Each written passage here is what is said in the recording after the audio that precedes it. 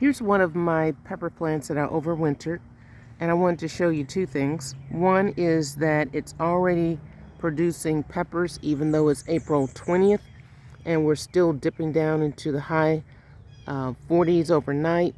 It's getting enough heat during the day because we're spiking up to around the mid to upper 70s, sometimes the 80s. So in zone 8A, you're able to overwinter your peppers like this and to bring them out and have them to be this productive. The other thing I wanted to show you is how small this container is. Most of my containers are 5-gallon frosting buckets. But if you take a look at this one is smaller. I would say 3 gallons. I don't know. But I put this spade next to it so that you can get a perspective on how small it actually is. And this hole on this one is actually probably about 3 inches from the bottom.